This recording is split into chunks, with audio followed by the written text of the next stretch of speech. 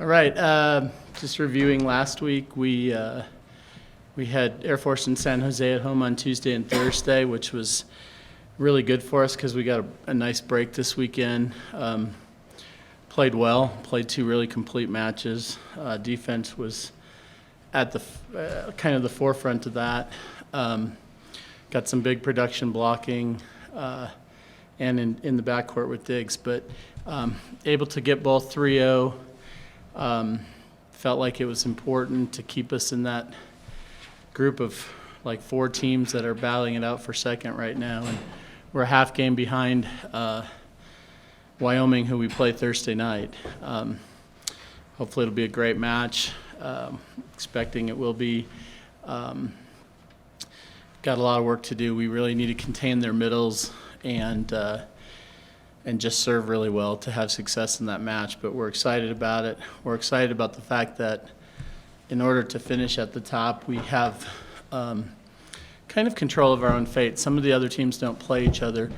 We have Wyoming and Colorado State at home this week, and we have a match with Boise State the last week, and those are the top four teams that are all battling it. So we're really happy that we have matches with each, and two of the three are at home. So that bodes well for us, and we're hoping we can get a big crowd on Thursday night. Our crowds always help us. They do a great job over there, and our fans are awesome. So hopefully people will come out and help us continue to move up. We're playing much better ball. We've won 5 of the last 6, and I just think we're just in a lot better place than we were a couple weeks ago when I was here last week.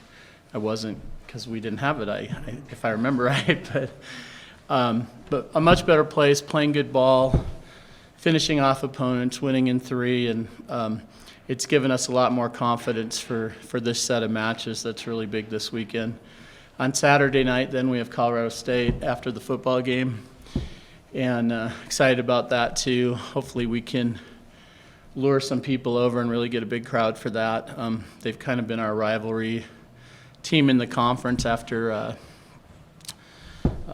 Utah and TCU went away and BYU. It really became a fun rivalry with us and Colorado State, and so there's usually big crowds both places, and excited for the match. There's going to be some great volleyball players on the court, seniors that have done really well in the conference.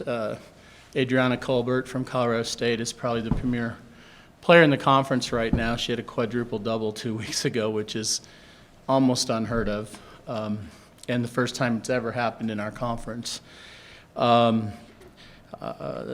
Reed, their outside hitter, is a senior who's done really well. And on our side, Hannah Johnson is just a couple hundred assists away from being the all-time assist leader here, and just about 80 digs away from clearing 1,000 digs. Having a great season, outstanding senior.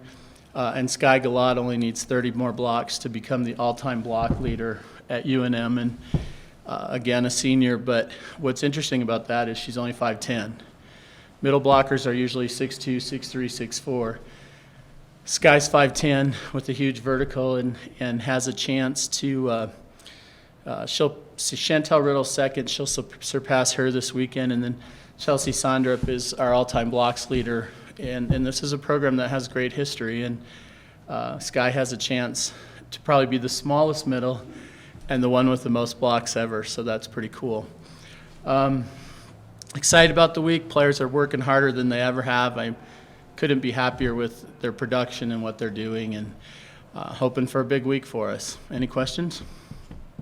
Yeah, it seems like, can you talk a little bit more about Sky? Because it seems like the last couple matches, it seems like she's really kind of, elevated her game a little bit. Is that the case? I think so. She struggled a little bit with tendonitis in her knee this year, and it's been up and down, but I definitely think that the last couple of weeks she's had big performances, both offensively and defensively. She always does defensively, but Thursday night she hit 600 plus, and those aren't the kind of numbers we've had from her before. And we've been working a lot on her speeding up her game, and I think it's paying off for her because she is probably the fastest middle in the conference, and she's just really put up some big numbers. And I think if she continues, has a great shot at some postseason awards and stuff too, but really doing a great job.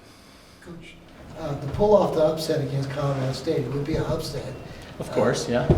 How big of a talent gap is there between Colorado State and us? Are we pretty close talent-wise to beat them? Let me explain the difference here. Athletically, no.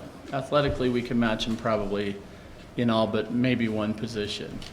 But because of the tradition, and Tom's been there a long time and stuff, they're ranked 15th this week, which is this year's the lowest they've been in the last 3 or 4 years. But they're getting the same athletic kid that's been trained better. And we're having to catch up with training, and we work really hard to do that. I think teaching is what we do best. We have a lot of kids like Chantel. Chantel didn't play club. She didn't play, but she came here and, as you know, did a lot of really special things. Cassie House didn't play club till her junior year. Devin Sowers never played club. But those are kids. It takes us a couple years to get them there, but when they're there, they're really outstanding. And that's the way we've had to rebuild this program. Next week, we'll be talking about our signings, and they are kids that are more experienced than we've maybe gotten since I've been here that are still great athletes. I'm going to talk to you about one kid next week that comes in as the highest jumper we've ever had. So that's going to sign next week, and that's really exciting. But that's not how we built it. We built it finding great athletes and teaching them how to play. And so that's our gap, and that's what we have to overcome. Does that help? Yeah. Okay. The little run that you're on, you know how you were trying to mix up the matchups and all that stuff. You feel like you got the right chemistry right now, and they just mesh, and that's why you guys are having that kind of success. Well, I think Julia Warren really this week moved it. She had switched to doing the switch blocking and playing more on the right side and then switching back to the left with Cassie. And I think she, this week, was much more comfortable. She put up big numbers for us, played really well, did a great job, not just in the back row, but in the front row. Got more blocks than she usually does. And for Cassie, it's been a great thing. She's putting up big blocking numbers. She's an outside hitter blocking at 1.0. There's no one else in the conference doing that. So it has been a good switch for us, but we've got to keep working on it, keep getting better at it, because it is new. There's always the chance for breakdowns, and we can't let that happen.